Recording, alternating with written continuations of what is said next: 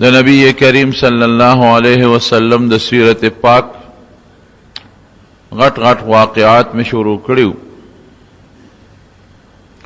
پنځمه هجره کې د نبی علیہ السلام د مدینه منوره د هجرت پنځم کال کې یو تاریخي لویه واقع پیښه شوې ده او مسلمان له الله لویه کامیابي ورکړې ده او یو لوی جهاد شوی دی، هغې ته غزوه خندق وایي. غزوه احزاب هم ورته وایي او غزوه خندق هم. په شوال د رکوټ اختر په میاشت کې په 15 هجره کې دا شوی دی. غزوه خندق ورته په دې وجه وایي چې نبی علیہ السلام او صحابه یو لوی خندق کنستی و د خپل دفاع دپاره. غزوه احزاب ورته ځکه وایي چې ټول کافران چې څومره وو، یهودیان او مشرکان، د مکې خلک او د ګردونوا، دی د مسلمانانو خلاف یو متحده محاذ جوړ کړی و. ګڼې ډلې یو ځای شو، په مدینه شریفه حمله وکړه. ډلو ته احزاب وایي، حزب ډلې ته وایي، احزاب جمع ده. لویو ډلو په شریکه حمله وکړه، ځکه غزوه احزاب ورته وایي. نبی کریم صلی الله علیه وسلم ته اطلاع ملو شوه چې د مکې کافران په ډېر زور او شور در روان دي او په مدینه حمله کوي. وجه د یهودیانو شرارتو. حیی ابن احتب دا د یهود لوی مشرو د بنو نذیر قبیله، یو دیو یو کنانه ابن الربیعو. دا دواړه لاړل مکې مکرمه ته او د مکې کافرانې د حضور پاک خلاف بلوه کړل. هغې خواسم پړه کې بغض و حسد و.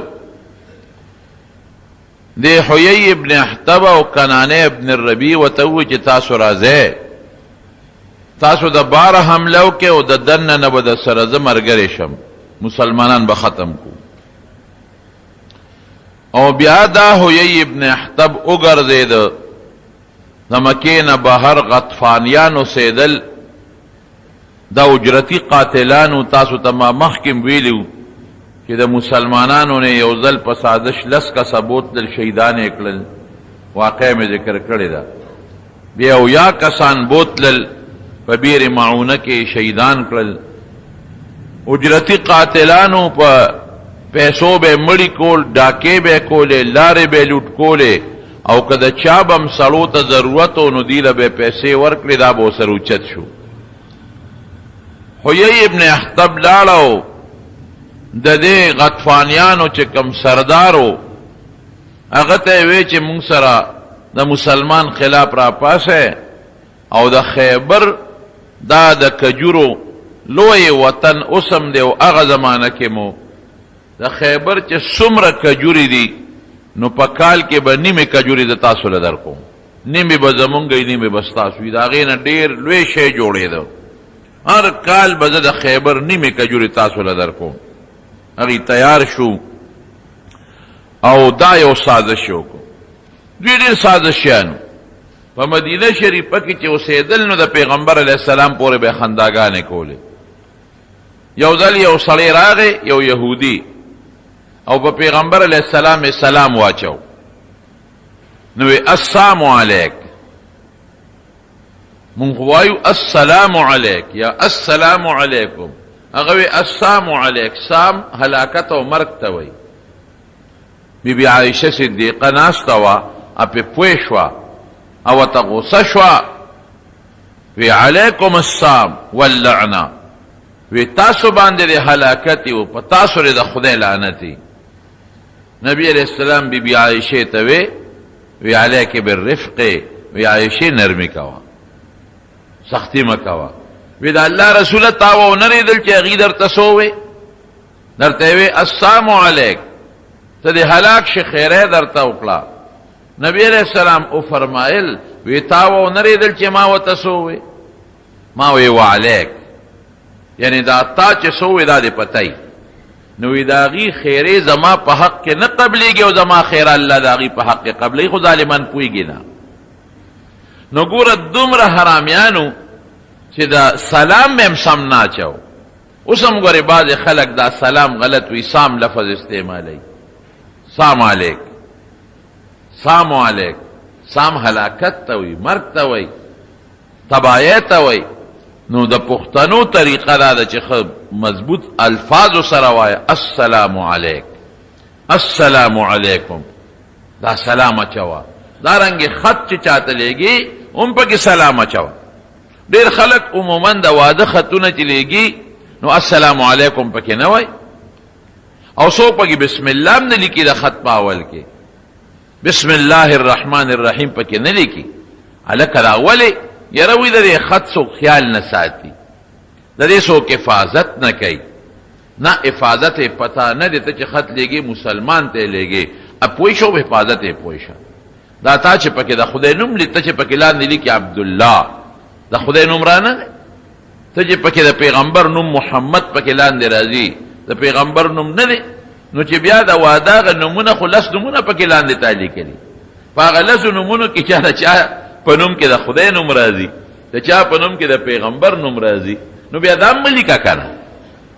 ولی چې بے قدری کیږي، د بسم الله بے قدری کیږي او ته بسم الله نه لیکې، نو ستا په نوم کې د خدای نوم دی، الله دی پکې، محمد دی پکې، نو بیا د دې بے قدری کیږي. دا ولی لیکې؟ نو دا اسی فضول خبره ده. کلم چې خط چاته لیکې که د وادي مکمل لیکې بسم الله الرحمن الرحیم او بیا السلام علیکم، خو برابر. دا د خط آداب دی. نبی کریم صلی الله علیه وسلم چې څومره خطونه لیکلي دي، ګوره کافرانو ته چې خطونه لیکلي دي بسم الله پکې لیکلي ده. دې سوچ نو څه چې د کافر ته د خط لېږم او د بسم الله احترام به نه کوي او د بسم الله ادب به نه ساتي. نو چې نبی علیہ السلام کافر ته بسم الله لیکلی ده، بسم الله الرحمن الرحیم، او سلیمان علیہ السلام خط الله په قرآن شریف کې نقل کړی دی، نو هغه بلقیس ته خط لیکه. بلقیس هغه وخت کې کافره وه او خط یې ورته لیکه انه من سلیمان وانه بسم الله الرحمن الرحیم الله تعلو علی واتونی مسلمین. نو هغه ګوره سلیمان علیہ السلام د بسم الله ورته ولیکله، حالانکه چاته لیږي هغه کافره ده. نو کافر خو د بسم الله احترام نه کوي. یا حضور پاک چې کافر ته خط لیږي بسم الله پکې لیکي، نو ورته پته ده چې یا به احترام کوي یا به نه کوي. کسرا ته خط ولېږه، نبی علیہ السلام بسم الله الرحمن الرحیم پکې لیکلی وه، او کسرا ته چې خط ورسېد نو هغه وشلو، د پیغمبر علیہ السلام خط یې وشلو. حضور پاک ورته خیره وکړه، اخیره پې ولګېده، خدای غرض مرض که ختم شو. نو خط کې به دا نه وی چې هغه احترام کوي که نه کوي، دا هغه کار دی، کوي که نه کوي. مسلمان دی ته پې ښه ګمان کوه چې هغه مسلمان دی، او مسلمان به خامخا د خدای د نوم احترام کوي او د بسم الله د قرآن شریف د آیات به احترام کوي. نو خط کې خامخا بسم الله الرحمن الرحیم پوره لیکه، السلام علیکم پوره وایه. دا د پیغمبر علیہ السلام طریقه ده. نو دی به وی نبی علیہ السلام د برالل وی السلام علیک، دا به د دوی یو د پیغمبر علیہ السلام پته به خیره کوله. یا بعض صحابه برالل هغوی به نبی علیہ السلام ته راعنا، قرآن شریف کې الله فرمایي مونږ لحاظ وکړه. لکه مونږ پښتو کې وایو مهرباني. مهرباني دا چې زه په تا مهربان یم یا ته په ما مهربان، دا یو لفظ د مهرباني. دغه رنګې هغوی به راعنا، زمونږ لحاظ وکړه. لحاظ دا دی چې مونږ ته سبق وښایه، مونږ ته قرآن وښایه، مونږ له څه شی راکړه. نو دی یهودیانو به څه وی، دوی چې برالل نبی علیہ السلام له، نو دوی به هغې کې لږ د ځانه زیاتې وکړو، وی راعینا، دی عین له به یې لږ زور ورکړه، یې به یې پکې جوړه کړه. راعینا معنا دا چې ته زمونږ شپونکې یې، او سترګې به یې ښکته کړې، پټ پټ به یو بل پورې اخته او بل سره خندل چې دا دی ګوره مونږ د نبي علیہ السلام بې ادبي وکړه. الله قرآن شریف کې مسلمانان منع کړل، وی دا راعینا مه وایې، ځکه دوی یې د بې ادبۍ په شکل استعمالوي، یې پکې زیاتوي. انظرنا وایې چې دا الله رسوله زمونږ خیال وساته، زمونږ ته نظر وکړه او زمونږ متعلق ښه سوچ وکړه. نو دا دې پورې مې وی چې یهودیان دا ډېر سازشیانو. نو دوی لاړل د مکې خلک یې راپار کړل او غطفانیانو سره دا وعده وکړه چې د خیبر نوې کجورې به ستاسو وي، و د مسلمان خلاف را پاسې. لوی لخکر د لسو زرو کسانو تیار شو په مدینه باندې د حمله د لسو زرو مضبوط لخکر دی حضور پاک ته چې کله اطلاع رااله نبی علیہ السلام فوراً د صحابو میټینګ راوغوښت وی څوک مدینه کې پاتې شو او کبار ورته وځو حضرت سلمان فارسی رضی الله عنه د فارسو هغه ته د خپل علاقې یو طریقه معلومه وه هغه وی د الله رسوله زمونږ په علاقه کې چې په چا دومره درون لښکر راشو نو یو خندق کنئ مونږ به یو خندق ګیر چاپېره وکنو او هغې منځ کې به شو کافر به راشي نو په خندق خو به نشي راتلی او که چې په خندق راځي نو لاس به خامخا لګئ توره به خامخا غاړې ته اچئ مونږ به یې په کاڼو په غشو ولو په خپله به تښتي نبی کریم صلی الله علیه وسلم ته دا خبره خوښه شوه او مدینه منوره کې یو غر د جبل سلعه ورته وایي د هغې غر شاته پیغمبر علیه السلام لاړ او په خپله باندې کر خراخ که صحابو ته وی دلته خندق وکنه وی شا به شروع کې یو طرف ته غر دی جبل سلعه بل طرف ته اوس هم هلته مساجد سبعه خمسه به یې ورته وی مخکې اوه جوماتونو مساجد سبعه بیا دوه روان شو نو پنځه پاتې شو مساجد خمسه اوس هغه ټول روان شوي دي زما په خیال کې اوس درې جوماتونه پاتې دي یو بره د غر په غونډۍ په سر دی مسجد فتح ورته وایي اوس هم شته دغه جومات راکوټې خو سخت کال په دې عمره کې چې زه ورغلم نو هغې ته یې جرنده چولې څوک ورته پرېږدي نه او مخکې و پکې خلکو دوه رکاته مونځ کو نبي علیه السلام دقه ځای مونځ کړی او د حضور پاک خیمه یو وخت کې په دغه ځای وه لاندې یو بل جومات مسجد سلمان فارسی ورته وایي او یو بل جومات مسجد عمر بل حضرت مسجد ابوبکر بل مسجد عثمان دی بل مسجد علی دی نو سیر وان کړي دي یو درې جومات شته او حکومت سعودي هلته اوس یو لوی خپل د فهد په زمانه کې یو لوی جومات جوړ کړی دی د دغې دا مساجد سبعه چې ورته وایي دا غزوه خندق دقه هلته شوی دی نو حضور پاک ورته کر خراخ کا او لسو صحابو ته لس گزه ځای حواله کو وی لس صحابه به لس گزه ځای کنئ یعنی سړي سر یو گز ځای دا تکړه شی او صحابه 3000 کسانو 3000 نو 3.5 میله لوی خندق یې وکنو 3.5 میله هر یو سړي سر گزو په لسو کسانو لس گزه 15 گزه جور او 15 گزه پلن دی ورته نشان واچو وی شا به تکړه شی دومره جوور لښکرې او د خندق یې وکنو چې د اوبو تري پکې راووته دا اوږد خندق شو یو خوا بل خوا مخامخ غاټ خندق او شاته غر دی او صحابه کرام چې څومره دا په دغه د خندق او د غر په دامینس کې دیره شو دا خندق په 6 ورځې کې تیار شو 6 ورځې کې دننه او دومره په تکلیف تیار شو د درته نشم ویلې ځکه یخني به په دغه ورځو په مدینه منوره کې انتهایی هوا به لګېده او صحابه وږي مو ډېر زیات نو دی غریبانانو په دې خېټو پورې کاڼې تړلې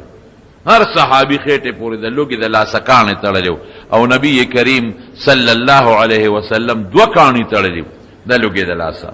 حضرت جابر رضی الله عنه وی چې مې وکتل پیغمبر علیه السلام ته د لوګي آثار مې پکې معلوم کړل وی ټینګ نشم مې چې د الله رسول اجازت راکې او پټې له کور ته ورځم وی لاړ شه وی چې کور ته لاړم بیبي ته مې بیبي ښځې حضور پاک باندې مې لوګه ولیده قسم په خدای که صبرې دی شم ټینګ نشم ډېر وږی دی نورو یو کاڼې تړلې دی او حضور پاک 2 کاڼې تړلې دي ته خوراک څه شته که نشته وی ښځې راته وی چې دغه وړه چیلوکۍ د کور کې ولاړه ده د کورنۍ ساتلې چیلوکۍ ده وړه غوندې پټېنۍ بوهیمه او دا لږ غوندې یو ساع وربشې دي یو ساع 3.5 کیلو دي 3.5 کیلو دا وربشې دي وی مې چې خلاصې وکړه ته دا وربشې وړکه میچن باندې او ویې غږه او زه دا چیلوکۍ لالومه او نبی علیه السلام به پټ غوندې راوغواړم د یو 2 کسانو سره نو دا ډوډۍ به وخورو وی چې ډېره ښه ده وی ښځې مې زر هغه وربشې میچن کړې وړې کړلې او وی ما هغه چیلوکۍ پټېنۍ چیلوکۍ دا مې لاله کړه او سرمن مې ته وویسته او غوښه مې ټوټې کړه وی ما غوښه په خپله ووینځله صفا مې کړه او په کټوۍ کې مې واچوله او وی ښځه مې لګیا ده هغه وړه هغهږي وی ما ته زه را روان شم وی ښځه راته وایي چې سړیه ګوره ډېر خلک رانه وویل او نبی علیه السلام ګورې سخي دی هسې نه ګڼ کسان راولي نو پویه کا ورته ووایه چې صاحب دومره وړه دي او دومره خوراک دی چې او ورته دا مو وایه چې یو ته راشه یو دوه درې کسه ځان سره بس راوله مې چې ډېره ښه ده وی چې رالم حضور پاک مبارک ته مې عرض وکړه چې د الله رسوله یو وړه غوندې کورنۍ چیلوکۍ ده ما لاله کړه غوښه مې کټوۍ کې واچوله او ښځې مې 3.5 کیلو یو ساع بیا ورته هغه زمانه کې وي دا کیلوګان نو 3.5 کیلو یو ساع هغه غله ده هغه مې ښځې اوړه کړل نو یو ته راشه یو دوه درې کسان ځان سره چې هغه ډوډۍ وخورئ وی حضور پاک ما ته وی چې دا خو ډېر شی دی دا خو لږ نه دی دا خو ډېر شی دی او وی اواز یې وکړه ای د خندق خلکو راځئ جابر دعوت کړی دی ټول راځئ وی زه مخکې شومه او په منډه لاړم کور ته او داسې شومه چې ما وی چې زه خود شرمېږم حیا راځي زه خو شرمېږم حیا راځي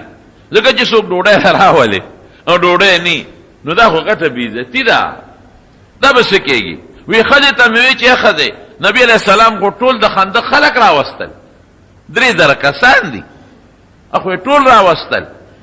وی ښځه مې هوښیاره وه وی ما ته وی تا ورته ال ویلی دی چې څومره شی دی وی مې چې او ما ورته ووی چې وړه چیلوکۍ ده او دغه 3.5 کیلو یو ساعه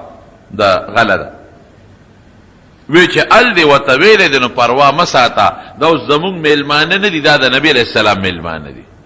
هغه راغوښتي دي نو اوس که وله ډوډۍ پوره کوي او که نه پوره کوي زمونږ دغې سره زه زویمه وی چې کله یې زه رخصتولم وی حضور پاک راته وفرمایل چې ښځې ته دې ووایه چې لا ډوډۍ نه پخوي زه درځم زما مخکې به پخوي او کټوۍ هم لا دا نغري نه مه کوزوې زه به درځم وی چې څنګه نبي علیه السلام راغی وی ما ته وی کټوۍ د کم دی د مې صاحب دغه د په نغري پرته ده وی لاړې مبارکې پکې توکړه دی یاره زه ویم دا صحابه څونه خوش قسمت هغه خوراکونه خېټو ته تللي دي چې په کومو کې د رسول الله مبارک لاړې شاملې دي څومره مبارک خلق دی بعضې خلک اوس هم صحابو پسې بد رد وایي دا سپېره خلق دی دا د پیغمبر دشمنه خلق دی زما دوستانو پسې چې څوک کنځل کوي دی ما سره بغوځي چې زه یې خوښ یم زما دوستان مې هم خوښي نو چې د چا الله خوښي د خدای رسول به یې خوښي او چې د چا د خدای رسول سره مینئ د خدای د رسول دوستانو سره به یې مینئ چې هغه صحابه کرام قسم دی چې دوی څونه محنت کړی دا دین خو موږ ته د دې د مخه را رسېدلی دی که دې دا محنت نه وی کړی دا خواري نه وه کړی دا کوششونه یې نه وی کړی تاسو تما تېره جمعه مخکې جمعه د احد قصه وکړه د بدر مې درته وکړه بیر معونه په داسې حالتونو کې چې د غریبانانو ډوډۍ به نه وه جامې به یې نه وي شلېدلې جامې به یې وي او د دې دین دپاره هغوی څومره مشقتونه جهادونه او څومره محنت وکړو موږ ته تیاران وړی را رسېدلې ده نو صحابو پسې نبی علیه السلام فرمای یو ځل وفرمای و ای خلکا ورې زما مرګرو پسې خبرې ونه کې پام کوئ ورې زما مرګرو پسې خبرې ونه کې زما مرګرې د هغې نه د غشو ټاکې مه جوړوئ لکه په غشي چې تاسو هدفونه ولئ پام کوئ زما مرګرو پسې خبرې ونه کې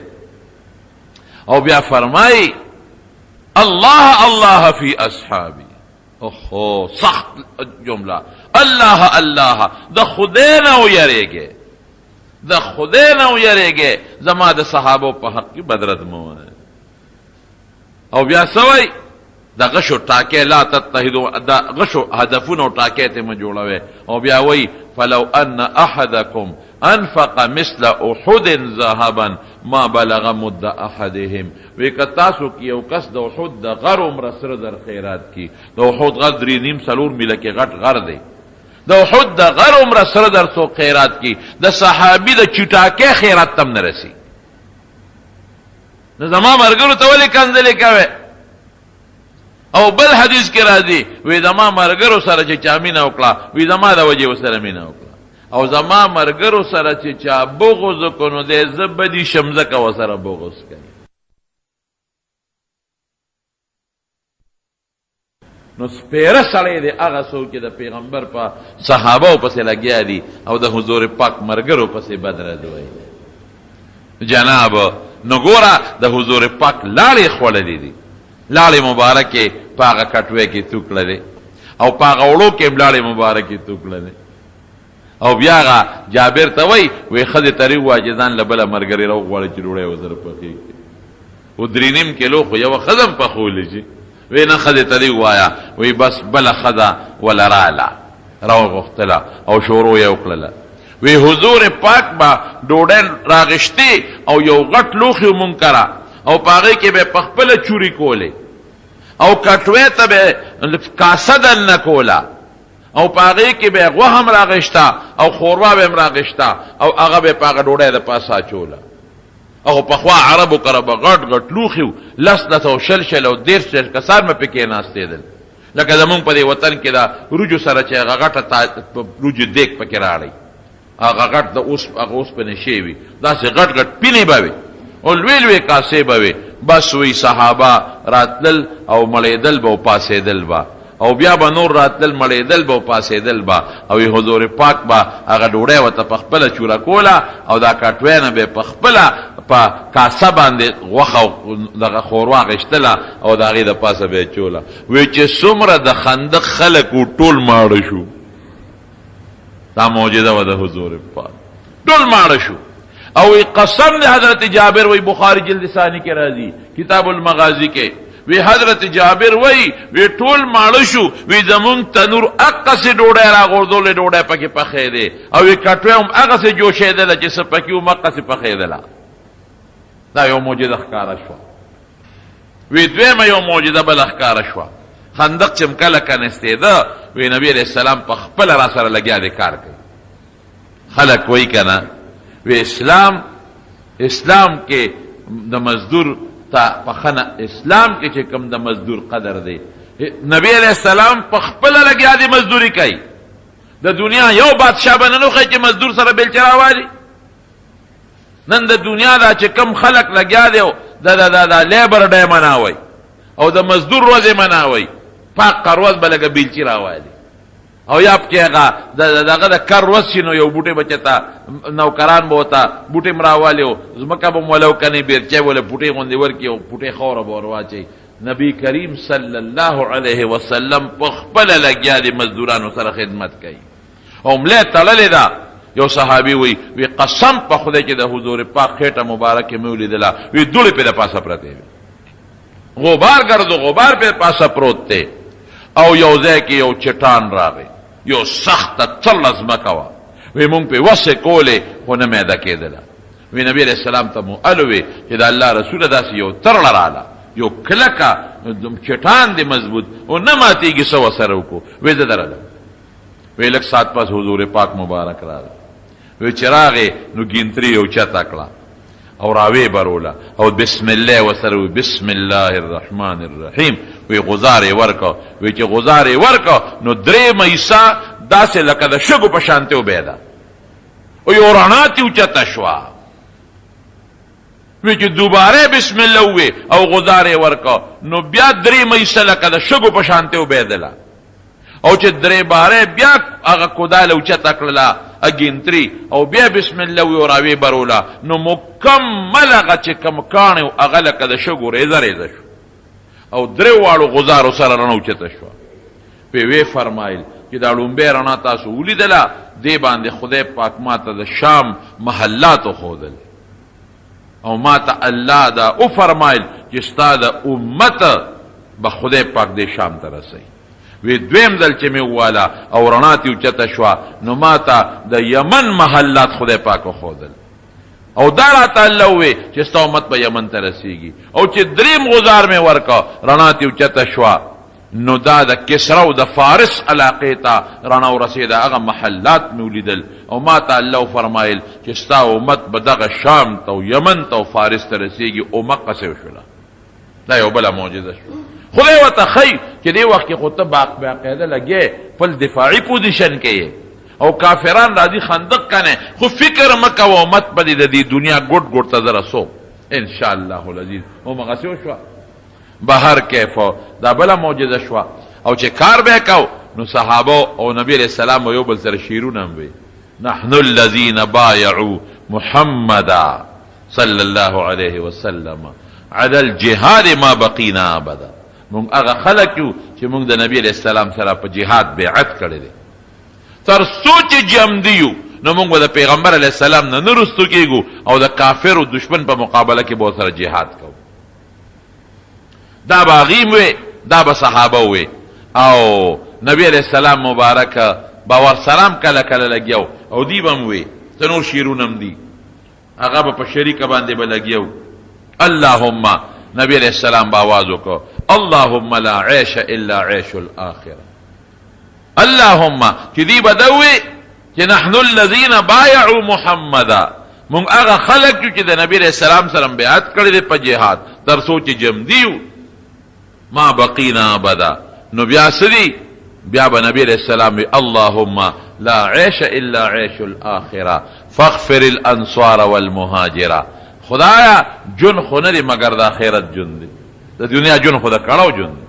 کله بیماری برازي کله تکلیف برازي کله جګړې برازي کله فتنې برازي لا عيش الا عيش الاخره پورا کامل جن د دنیا نه دی د آخرت ته فاغفر الانصار والمهاجره خدای د انصار او مهاجرین او بخي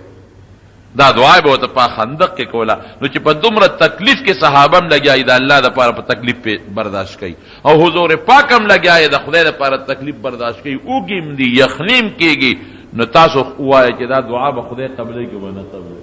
د نبی علیہ السلام او خامخا قبلې کې مستجاب الدعوات ته خدای وخت ګوره دغه وخت دعاګانې کړي او صحابه وی والله لولا الله ما اهتدينا د خدای حمد به هغه وخت کې ادا کو والله لولا الله ما اهتدينا ولا تصدقنا ولا صلينا خدای کته نه وکنا نو مونږ به هدایت نه ومونته خدای دا خو ستا په توفیق او ستا په امداد مونږ په اسلام کې داخل چو هدایت مونږ مونږ باندې مونږ کړي وي او نو مونږ صدقه ور کړي وي الله دا خو ستا په وجه دی واقعي دا د خدای مینه ده مونږ سره چې الله مونږ مسلمانان پیدا کړی ټول وای الحمدلله مونږ منځونه کو مونږ صدقې ورکو دا د الله مینه ده والله لولا الله ما اهتدينا ولا تصدقنا ولا صلينا فانزلا سكينه علينا ان الاولى قد بغوا علينا وی الله په مونږ باندې اطمینان راولي خدای فانزلا سكينه علينا وثبت الاقدام الا قینا خدای که مونږه او دشمن یو بل سره مخامخ شو خدای قدمونم کلک کا ان الاولى قد بغوا علينا دي کافرانو په مونږ زیاتې کړې دي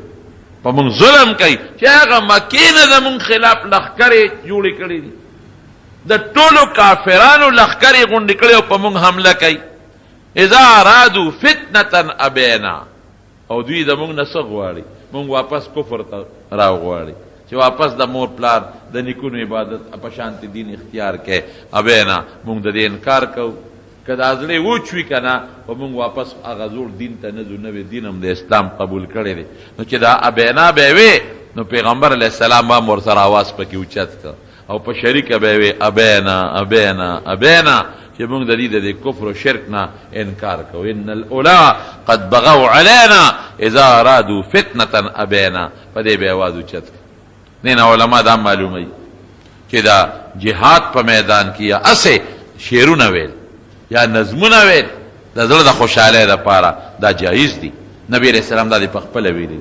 او بیا جهادي دا جهاد د لپاره ټریننګ کول او تربیت کول او خپل سامان د جهاد برابر اول دا د نبی رسول الله ته د قوداله پکې استعمال شو خندق یو کناو په طائف باندې چې نبی کریم صلی الله علیه وسلم کله حمله کوله نو د طائف مضبوطه قلاګانې وي نو هغه د پاره منجنیق استعمال کړو مچوغنا دا اوس چې په خوا به زمونږ په دې وطن کې خلکو سره مچوغنې وي کانی به پیوشتل هغه به د باندې چخ په شانته مچوغنې جوړې کړې وي باندې باندې چخ په دا سلور طرف ته ټالونه په خوا دي خلکو په ځانګل اوس خو نشته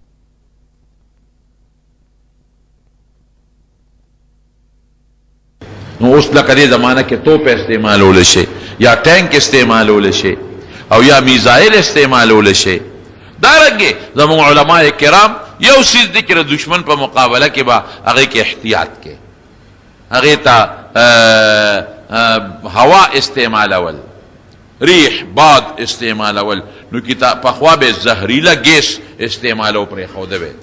اوس هم دا ګیسونه راوتی دي او دا د دشمن په دینو کې پریدي نو تر سوچ سخت ضرورت نه راغلی نو دغه باندې استعماله ځکه ماشومان هم پکې مړ شي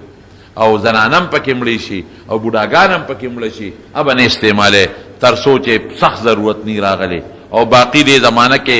توپ شو ټینک شو میزایل شو د استعمالول شي دا صحابه کرام خپل دفاعي ساز و سامان نبی کریم صلی الله علیه وسلم په خپل استعمال کړی دی او قرآن شریف کې الله فرمایي واعدوا لهم ما استطعتم من قوه چې تاسو د کافر په مقابله کې خپل طاقت خو مضبوط طاقت برابر کې نه مارونو نن د مسلمان څونه تعداد دی مسلمان نن د کافر نه زیات دی نن د مسلمان تعداد د يهودو نه زیات دی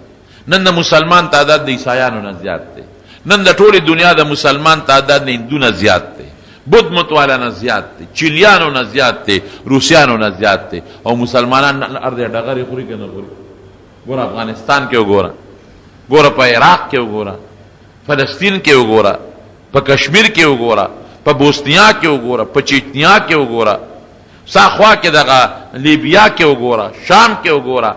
مصر کې وګوره زه په مسلمان نن په مخته دی دا ولې ځکه مسلمان لا چې د کافر په مقابله کې کم جهادي قوت پکار دی او کم ساز و سامان پکار دی انشتا نن کا د دشمن لګیا دی او د مسلمان خلاف نن بدماشي شروع کړی دا ولې هغه سره جنگي ساز و سامان شته او تاسو سره نشته ایمان تاسو سره دی خو جنگي ساز و سامان کم چې قرآن سور له 100 کاله مخکې ویلی دي چې دا تاسو خپل جنگي ساز و سامان برابر کې نو زمونږ چې کم مالدار مسلمانان دي او مالدار ملکونه دي په عیاشو کې پراته دي صرف په تعیش کې پراته دي دا ډو سوچ یې نشته چې د ما یو دشمن شته یو کافر د ما شته او په مختلفو طریقو راځي او په ما باندې حمله کوي او زما مسلمان په مختلفو طریقو بربادی ماشومان یې مړه کړل زنانې کونډې کړلې د وینو سیلابونه توی کړل په دې سوچ دي چې کله مسلمان مونږ ختم کو او مسلمان له چې کم قوت او کم طاقت پکار دی ته د مسلمان توجه نشته دا د مثال شو کنه خندق نبی علیہ السلام کانول دي مچوغه او منجنیقونه د طائف لپاره استعمال شوی دي او قران حکیم کې الله وایي چې د دشمن په مقابله کې تاسو خپل مضبوط طاقت او خپل اسباب او جنگي ساز و سامان هغه برابر کې بهر کیف دا خندق په تیار شو او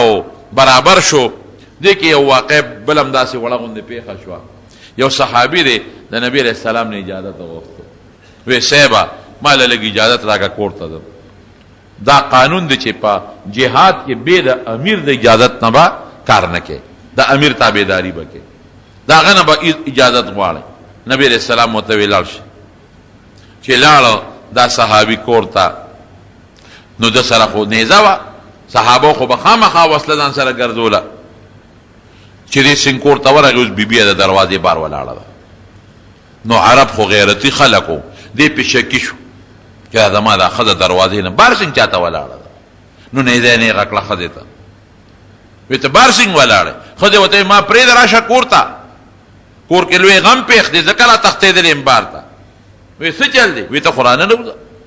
چې دې سنګ کور ته ورغی یو لوی خامار په کور کې پروت دی لوی اجدها ده وی دې مار د وجې نه زه در تښتېدلی یم دروازې ته به د سره خو لویه نیزه وه هغه نیزې هغه سوک یې راواغېشته او د مار په دې سر یې کېښود خو چې زور یې سینګ ورکه دې مار له نو مار یو چغه وواله دا ښځی وی په دې پوه نه شوم چې مار مخکې مړ شو که د ما خاوند مخکې مړ شو مارم مړ شو خاوند مې پرېوت دې مړ شو د خدایا دا شو نبی کریم صلی الله علیه وسلم ته مې الوی بیا چې دا الله رسول دقه چلی وکړه مار له په نیزه په سر کېښوده مارم مړ شو او زما خاوندم مړ شو په دې پوه نه شم چې کوم یو مخکې مړ شو دواړه یو ځای مړه شو نبی علیہ السلام وفرمایل وی ان لبیوتکم عوامره وی ستاسو په کورونو کې پیریان اوسېږي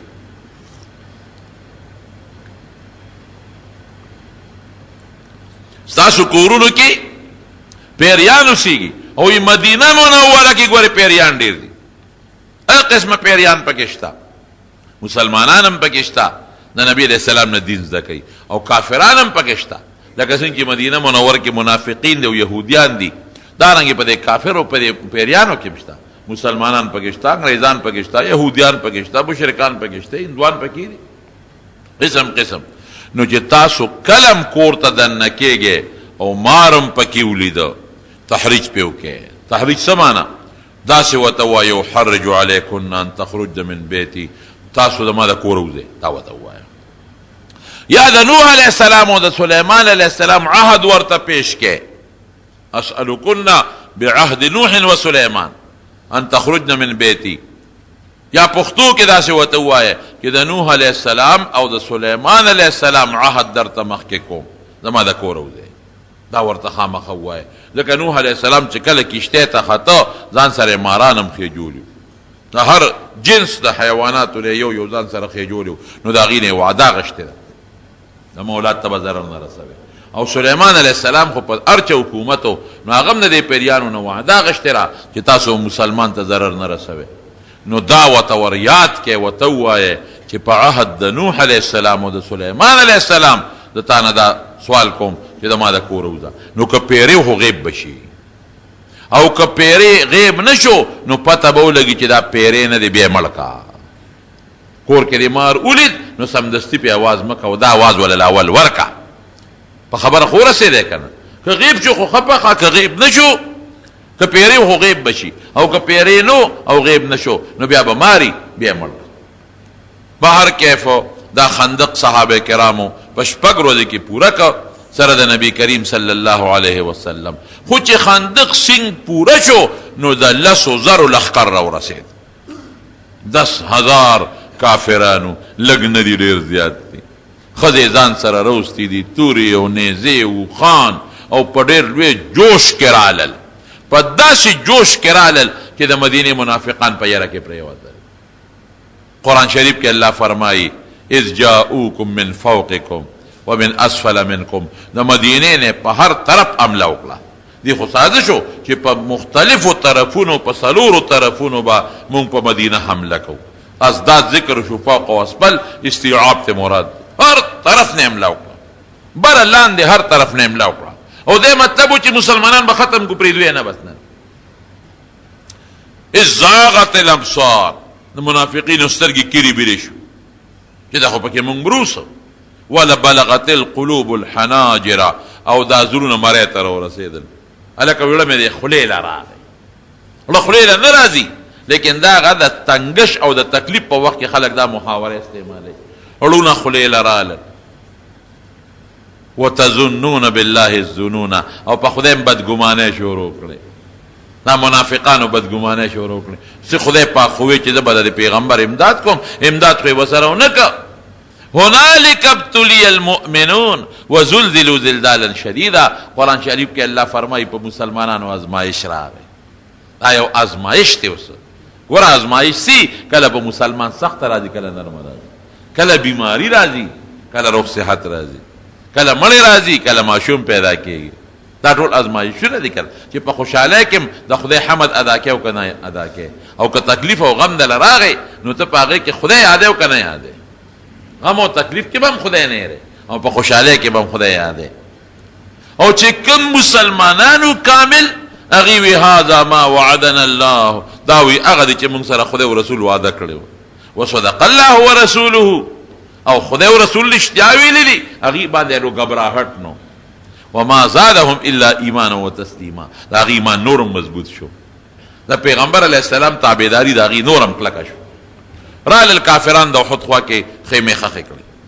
او په دې سوچ دي چې بس په مدینه د هر طرف نه حمله ده او نن به موږ مسلمان ختمو خو چې رالل خندق یې ولید حق بک حیران شو اوخو داسې دي مسلمانان خو په مدینه کې نشته هغې خو د خندق او د غر په میانځ کې دیره دي او یو طرف ته غر دی په هغې هم نشو راختې بل طرف ته خندق دی اوس به څه کوو به دقسې به راتلل او د خندق په خوا کې په دیره کېدل د خندق نه خو راپورې وتې نه شو 15 ګزه پلن او 15 ګزه جوړ خندق دی اوس به څه کېږي ولې چې په خندق راځي او کودېږي او مسلمان ورته ولاړ دی هغه یې په کاڼي ده په دا سر ولي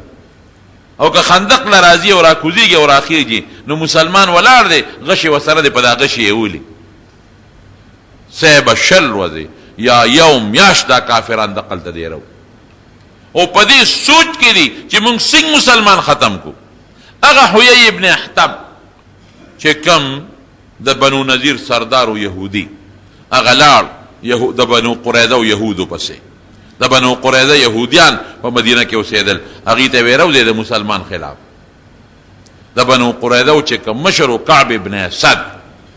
هغه چې ده ته وکتل حیی ابن اخطب ته نو دروازه یې ورته بنده کړه حیی ابن اخطب ورغې دروازه یې ورته ووهله وی کعبه د دنیا کافر مې راغونډ کړي دی او نن مسلمان ختمو روځې هغه کعب ابن اسد یهودي ورته وی حیی ته وی زه سپېره وی دا مخ دې د سپېرو دی او وی خیر دی نه دی راوړی شر دی راله راوړی دی هغه وی خیر مې راوړی دی نن به مسلمان ختمو پرېږدو یې نه د دنیا دشمن مې غطفانیان او د مکې خلک ټول راغونډ کړي دي کعب ابن اسد ورته وی قسم په خدای چې ما د پیغمبر علیه السلام سره وعده کړې ده او ما په وعده کې ډېر باوفا مونته دی او ما ډېر رښتونی مونته دی د خدای روی ونیسه او زپ مونږ په ارام پرېږده خیر دی ورته لګیا هغه یې مجبور چې را مجبور یې که نو بنو قریظه او یهودیانو خپل عهد مات که راووتل نبی علیه السلام ته چا وی چې د بنو قریظه او یهودیان مې ملګري شو لکه د بار نه دشمن را شي د تورنګزو خپل خلک هم ملګري شي نو نبی هم ډېر خفه شو نو درې صحابه ولیږل وی تاسو لاړ شئ سعد ابن معاذ رضی الله عنه او سعد ابن عباده رضی الله عنه او عبدالله ابن رواحه رضی الله عنه وی د دې خبرې ما تحقیق وکړئ ځکه چې د بنو قریظه سره زموږ معاهده ده نو چې رښتیا هغوی معاهده ماته کړې ده او که نه دا درې واړه لاړل خو حضور پاک ورته وی چې واپس راشئ د خلکو مخکې به ماته نه وایې اصله دا مسلمانان غریبانان ونه لقي ونه یریږي چې د بار نم راغلل او د کلي نم زموږ خلاف لښکر تیار شو دوی چې درې واړه لاړل واپس رالل نو حضور پاک ته پټ الوي په اشارو یې ورته وی صاحب خپله وعده ماته کړې ده بعد عهدي کړې ده د بنو قریظه یهودیان او اغیم دا کافرو ملګري شو ډېر زیات نبی علیه السلام خفه شو په دې هم خفه شو چې دا یهودیان ولې د ما خلاف دونه سازشونه کوي څه چل شوی دی ما سره خو یې لیکل کړي دي وعده را سره کړې ده څه لاړل را باندې لښکرې را واچولې او سره د مدینې دي دا چې دي نو دوی دننه راووتل دا به څه کېږي خدا ډېر پیغمبر علیه السلام پریشانه او یو ورځ داسې مضبوط جنګ وشو داسې مضبوط چې نبی علیه السلام د ماسپښین لمونځ هم ونه کړ د مازدیګر یې ونه کړ د ماښام یې ونه کړ د ماسخوتن هم ډېر وخت تېر دی حضرت عمر فاروق رضی الله عنه راغی نبی علیه السلام ته وی صاحب ما خو مونځ نه دی کړی وی والله ان صلیت ما هم نه دی کړی قسم دی که ما هم کړی وی ځای چې دوی چې دا مونځ وکړو نو پیغمبر علیه السلام په دغه ورځ ډېره سخته خیره ورته وکړه وی یا الله د کافرو کورونه او قبرونه د اور نه ډک کړي خدای د کافرو کورونه او قبرونه د اور نه ډک کړي مونږ خو یې د مانځه نه منې کړو خصوصا د مازدیګر مونځ یې راباندې قضا کړ مازدیګر مونږ ډېر اهمیت لري نو بیا اول د ماسپښین مونځ وکړو قضا بیا د مازدیګر مونځ قضا وکړو بیا د ماښام مونځ قضا وکړو او بیا د ماسخوتن مونځ قضا وکړو یو کافرو عمر ابن عبد هغه راغی او هغه په څه طریقه یو ځای کې دا خندق لږ تنګ نو اسې روز غلو په خندق را پورې وت او چې را پورې وت نو اعلان یې وکړ مقابلې له راشي حضرت علی رضی الله عنه میدان ته ورغی ورته وی څوک یې وی زه علیم وی نه ستا مرګ زه نه خوښوم ته کشر یې څوک مشر را میدان ته کا علي صاحب ورته وی زه د مرګ خوښوم زه کشر یم خو زه د مرګ خوښوم نو دا عبد عمر دی ورته د اسنه دا عمر ابن عبد د اسنه ورته کوز شو چې کوز شو کوزېدو سره دا ډېر بدماشو کوزېدو سره په حضرت علي غزارو په توره علي صاحب سره ډال او ځان یې بچ که سر یې لږ زخمي شو او نور بچ شو خو چې سنګ د غزار وکړه او علي صاحب بیا توره اوچته کړه او غزار یې داسې مضبوط ورکړه چې هغه د اوسپنې زغره اچولې وه ځان یې مکمل په اوسپنه کې پټ کړی خو حضرت علي صاحب داسې مضبوط غزار ورکړه چې توره یې د هغه اوسپنې نه موته او د ده نه موته مردار شو خدای مردار. یو بل کافرو نوفل ابن عمیر، نوفل ابن عبدالله، نوفل ابن عبدالله هغه را منډه کړې. هغه وی زه به نن ځم او د مسلمانانو د پیغمبر به نن وجنم، پرېږدم یې نه. لکه دومره لوی خندق چې دی، وی زما داسې اس دی چې د خندق نه پورې غاړه ټوپ والی شي. توره لاس کې واغېسته او بعینه چې کوم دی کې حضور پاک ولاړو، په دقه دی په خندق راغی. او چې څنګه اس راوځغلو چې دا به د خندق نه ټوپ کې زما اسو او نیغ به په پیغمبر علیه السلام په توره غزار کوم. خو چې څنګه اس له ټوپ ورکه نو اس په خندق کې لاندې پرېوته سره ده او دا سټ یې مات شو، مردار شو. چې مردار شو کافر وی 10,000 درهم به درکو او د دې نوفل دا لاش راله راکې، 10,000 درهم درکو دا لاش یې راکې. نبی علیہ السلام وی د مردار نه زه لاش علم او نه مې دا مردار او نه پیسې علم او نه مې دا مرداره په کار ده. صحابه ته به اخوی ورته ورغورځوي. بل څوک وایي چې 10,000 درهم خو ډېر شی دی، د جنګ سامان به پې والو. حضور پاک وی نه په دې پلیت وجود د کافر نه پیسې غواړم، نه مې دا پلیت وجود په کار دی. وی روکې کې دغسې وله ورکې. داسې لږ غوندې منډې تړلې شوې. یو صحابي دی نعیم ابن مسعود غطفاني، نبی علیہ السلام لراغی وی صاحب وی زما قوم غطفانیان په دې کې پراته دي او وی هغوی ته زما د اسلام پته نه لګي چې دی مسلمان دی، نو که اجازت راکړې زه ورځم چې دا خپل قوم لږ وشړم پوه یې کړم. نبي اسلام وی ډېره ښه ده، زه ورځه الله د حفاظت وکړه. دی په خندق ور پورې وت او دې غطفانیانو ته ما پېژنې؟ هلکه ته کوم ځای وې؟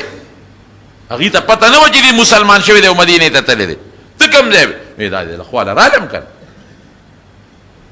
حضور پاک ته وی ګورې لږ دروغ به پکې وایم نو جنګ کې دروغ ویلی شي. وی وایه پکې اجازت دی. ورته یې وی زه ستاسو ملګری یم که نه. وی داسې کار دی چې د مکې او د مدینې د خلکو خو خپله دشمني ده. د مکې خلک پېښ شو، نبي علیه السلام پوه شه. نو زموږ څه کار دی غطفانیان چې موږ دلته کې رالو او صرف د حویی خطا کړو د کجورو په بانه یې راوستو. تاسو څه خیال دی په دې خندق تاسو ورتلی شئ؟ غطفانیان ورته وی نه نشو ورتلی. وی هسې ځان وجنو، ځای چې ځو. بس هغه اعلان وکړ وی دی چې ځو. غطفانیان ترې روان شو. دی کې خدای پاک طوفان راوست، داسې طوفان الله راوسته. قرآن شریف کې الله فرمایي انزل جنودا لم تروها، داسې لښکرې او باد خدای راوست طوفان چې د دې کافرو خیمې یې اوچتې کړې او دوی چې په نغرو کوم لوښي ایښودي د پخلي هغه لوښي ته یې خوا کړل او د څاروو بچي اوچت کړل. دونه طوفان او چې څوک په ځمکه ناست و بچو که څوک به ولاړ و هغه به اوچت کړ. او خیمې او دا لوی طوفان دی او زلزل د سترګو کې شګې پرېوتې، په خولو کې پرېوتې. بس نر به هغه و چې خپل اوښ ته خته او تښتېده، بس نر هغه و چې خپل څاروي یې لیده او تښتېده، ټول او تښتېدل لاړل. دا 20 ورځې یا یو میاشت دوی د مسلمانانو خلاف د مدینې ګیر چاپېره دیرو. رب العالمین د مسلمانانو امداد وکړه. الله وی باد مې راوسته او لښکرې د فرشتو مې راوستلې او کافر مې د نوز غلول، لړل او تښتېدل. نبی علیہ السلام یو اعلان وکړ وی الان نغزوهم ولا یغزوننا. صحابه ته وی مبارک مشه د دې نه پس به کافر زمونږ مقابلې له مدینې ته نه راځي. بس دی خیرې راتللو، دې نه پس به مونږ ځو، بس دی خیرې راتللو. نو دا لویه معرکه دا پیښه شوه، دې ته غزوه خندق وایي او غزوه احزاب ورته وایي. زنانه هم پکې یو لویه توره کړې ده. حضور پاک زنانه په مدینه کې یو قلعه کې بندې کړې او حضرت حسان ابن ثابت رضی الله عنه چې کوم مشهور شاعر د حضور پاک و هغه ته وی ته دې زنانو سره کښېنه. دې سپینګیري بوډا یو یهودي ورغی، دا بنو قریظه یهودیانو خو سازش وکړه کنه، وعده خلافي یې وکړه. یو یهودي ورغی معلومات کوي چې د ښځو سره څوک فوجان شته که نشته، مسلمانان څوک حفاظت کوونکي شته که نشته. حضرت صفیه رضی الله تعالی عنها یهودي صحیح که. حضرت حسان ابن ثابت ته وی صفیه د حضور پاک ترور وه، د پلار خورې وه. حضرت حسان ته ورشه او پر یهودي غزار وکړه. وی په څه پې وکړمه، ما سره څه دي؟ وی د خیمې د لرګي والا او په دا سر یې ووه. حضرت حسان وی زه سپینګیرې به د غزار کولی شم، زه خو نه شم کولی. وی ښه بس ورغله حضرت صفیه او لرګي اوچت کوه، یهودي په دا سر ووه چې وی و مردار شو. حضرت حسان ابن ثابت ته وی زه ښځی ما ګوتې نشم وروړی او ته دې اوس 1900 د خیمې نه د دې قلا نه بار وروغورځوه. د قلا په دیوال دا یهودي راوړېدلی نو دا یهودیان به ویریږي وایي به چې مسلمانانو سره سړي شته په موږ باندې راځي. حضرت حسان وایي زه بوډی یم د دې غورځولی شم، زما لاس کې کم دي طاقت دې څنګه ونیسم. نو بیا حضرت صفیه رضی الله عنها ورله او په جامو کې صادرونو کې یې ونیوه او د قلا نه پورې غاړه یې وروغورځو. هغې کې دا حکمت و چې یهودیان په انتظار و چې مسلمانانو سره سړي شته که نشته، خو چې دی یې وغورځو یهودیانو ویل لکه سړي ورسره دی، هغه زمونږ دغه ملک جاسوس یې راله ملک او دونه تکړه سړي دي ورسره چې بار یې راته راوغورځو. خدای حفاظت کوي. نبی علیہ السلام یو آواز وکړ وی څوک به لاړ شي او ماله به د کافرو خبر راوړي. حضرت زبیر رضی الله عنه پاسید وی زه به لاړ شم. ګوره د خندق نه وراوړېدل اسان کار نو ګران کارو.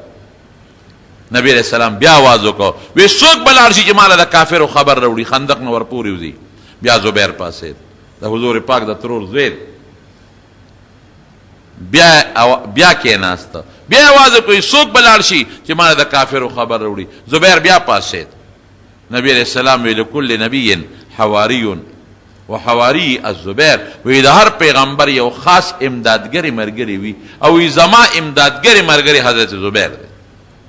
او د دنه پیغمبر علیہ السلام یو انعام یې وله ورکړ، ناشنا انعام. هغه انعام څه دی؟ وی فداک ابي و امي، وی ای زبیره زما مور و پلار تا نه قربان.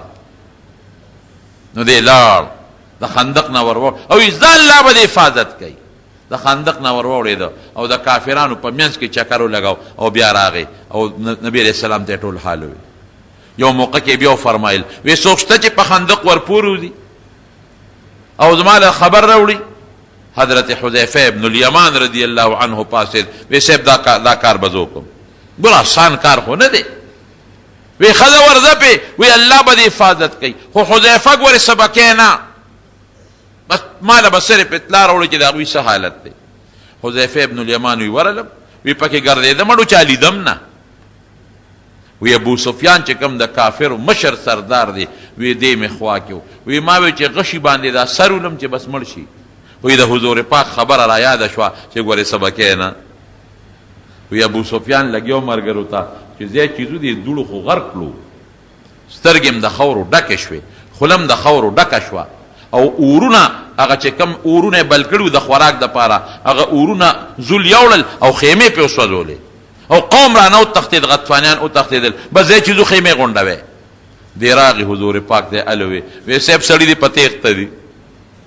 قوم په منډه دی. وی ابو سفیان خو مې د غشي لاندې شو مې چې مړ کومې، خو وی تاسو وی چې سبا زیاتی کار نه کوې نو وی پرې مې ښود. وی ښه دې وکړل. الله د مسلمانانو مضبوط مدد وکړه په دې جنگ کې او ګټه خدای پاک مسلمان له ورکړه، مضبوطه ګټه رب العالمین مسلمان له ورکړه او ټول کافر خدای پاک د زول او د باد په ذریعه باندې واپس وتښتول مکې ته. هغه خندق ډېره موده و، بیا ورو بند شو، اوس خندق نشته. هغې ما یو ځای کې تاریخي بنیاد باندې هم یو سړي نه مې تپوس هم وکړ، مخکې یو دلته تللی وم، یو بوډا بابا تسبیح او دا دغې خرڅول په ګاډي باندې. مې بابا ته د کوم ځای؟ وایي زه د مدینې یم. ما وی هغه خندق ځای درته معلوم دی چې هغه کوم ځای کې؟ نو مخامخ یو سپایي ولاړو په سړک د پاسه، وی هغه شورتۍ والا، هغوی سپۍ د شورته وایي، وی هغه شورتۍ والا یینې وی دا د خندق نښه ده، سړک پې د پاسه جوړ دی. اوس چې کوم ځای کې دا مین روډ روان دی دا ټول په هغه خندق د پاسه دی او خوا کې جبل سلعه ده. په دغې غر کې یو غارم و،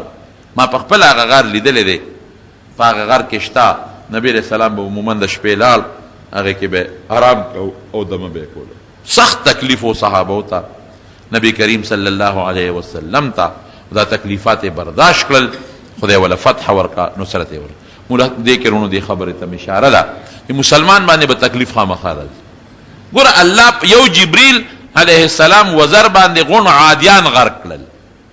غون سمودیان په یو چغه پې غرق کړل. دلته هم داسې کولی شو، لیکن دې کې د الله حکمت و. ګوري مسلمان آزمایش پې کوي چې د الله لار کې تاسو څه قرباني ورکوئ که نه ورکوئ. او بل دې کې دا هم حکمت و چې داسې د اهل مکه خدای نه تباه کول، ځکه الله هم دې خلکو ته بیا وروستو هدایت ور نصیب کړ. دغه ابو سفیان رضی الله عنه چې په احد کې د کافرانو سردارو، په خندق کې د کافرانو سردارو، دا خدای مسلمان کړ. هغه د ابو جهل زوی عکرمه رضی الله عنه چې په بدر کې او په احد کې د کافر لوی سپسالارو، خدای مسلمان کړ. هغه خالد ابن ولید رضی الله عنه چې په احد کې د مسلمان خلاف سخت جنگ وکړ او د اسونو د رسالې سپسالارو، هغه خدای پاک مسلمان کړ. دا اکثریت کافران دا خدای پاک بیا مسلمانان کړل. دا الله پاک دا حکمت هم رونو دغه صحابه دي دین لپاره لوی قرباني ورکړل. خود رسول الله صلی الله علیه وسلم مبارک زندگی ټوله د قربانونو ډکه، ټوله د قربانونو اسانه خبره نه ده. په دغه قربانو دا دین مونږ ته راورسېده. اوس د دین حفاظت خو مونږ کوو که نه؟ بس نبی علیہ السلام مبارک خپله ډیوټي پوره کړې ده، صحابه خپله ډیوټي پوره کړې ده. اوس دا دین دا به مونږ محفوظ ساتو، دا دین به امت ته مونږ رسو، د دې دین آبیاري په مونږ باندې ده، او دا دین امت ته دعوت او تبلیغ او دین رسول د دې دین دفاع کول دا زمونږ ذمہ داری ده. دا به اوس مونږ کوو. رب العالمین دې د حضور پاک راوړلی دین، راوړلی شوي دین ټول امت ته ورسوي، او الله دې زمونږ ناراضي شي. خدای پاک د مسلمانانو اتفاق نصیب کی. او څومره کافران چې نن د مسلمان خلاف برسرې پیکار دي، رب ذوالجلال دې ذلیل او رسوا کی. خدای دې ذلیل او رسوا کی، خدای دې ذلیل او رسوا کی. الله ته زمونږ د مجاهدینو حفاظت وکړي، خدای زمونږ د مسلمانانو حفاظت وکړي، خدای زمونږ د مسلمانانو اتفاق نصیب کړي.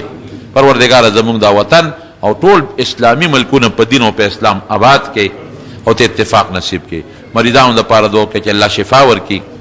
یو مریض دی په هسپتال کې، زمونږ یو ملګری د جمع د دې عمر دود هغه والد صاحب دی هارټ اټیک پته شوی دی، دعا ورته وکړئ چې الله ولې شفا ورکړي، الله روغ صحت یې نصیب کړي. یو بل ملګری د هغې کور کې مریضان دی، الله دې ولې شفا ورکړي. یو بل دوست بچی نشته، دعا ورته وکړئ چې الله تعالی ولې نارینه اولاد ورکړي.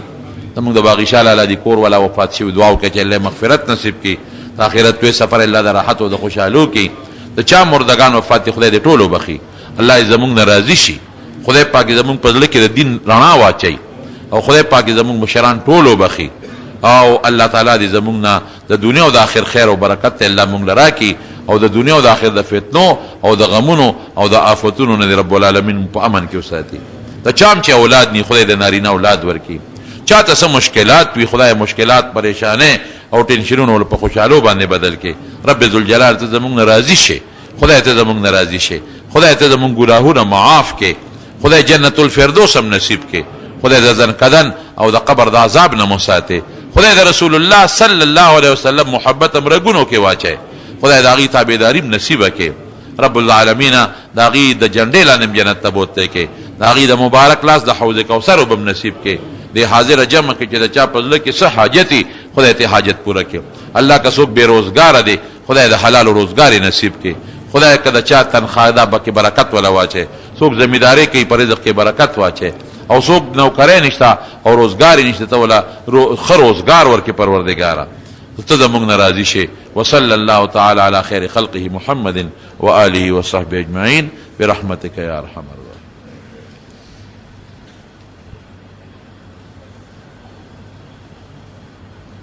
دیوی د بدر د صحابو نمونه مې راوړي دي، دا صحیح ده. د سره دي د مدثر سره بدر د صحابو نمونه دي، نو دیوی که څوک یې اخلي نو ور به کړم.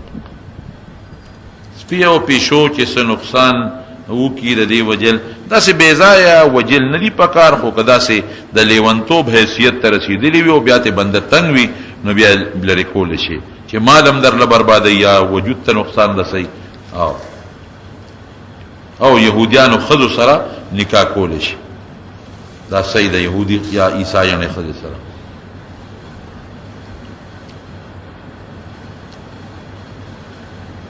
ځان له د امامت خبره ده او د ماما ځان له بیا د دې مسلې تپوس وکړه. ښه د امام مطلق چا تپوس کړی مونځ زر کومه نو لږ په احتیاط کوه مونځ نو بس دې کې خو خپل دا بعضې کار دی چې دې باندې ته مکلف یې خپل سوچ سره فکر سره ښه په احتیاط باندې خپل مونځ کوه او جذبات نری پکار. ښه دا لا حول ولا قوة الا بالله وایا او دا خدم دې ستا دپاره چې څوک هم جذبات وي جذباتي وي لا حول ولا قوة الا بالله دی وی اعوذ بالله من الشیطان الرجیم دی وی او سار کې لا اله الا الله وحده لا شریک له له الملک وله الحمد وعلى كل شيء قدیر سر کرتا وی جذبات خشیه نه دي هر کار په اطمینان پکار دی نبی علیہ السلام فرمایي وی جذباتیت دا د شیطان نه خدا او په قلاره چې کم کار کوي وی دا د الله او د رحمان نه امداد دی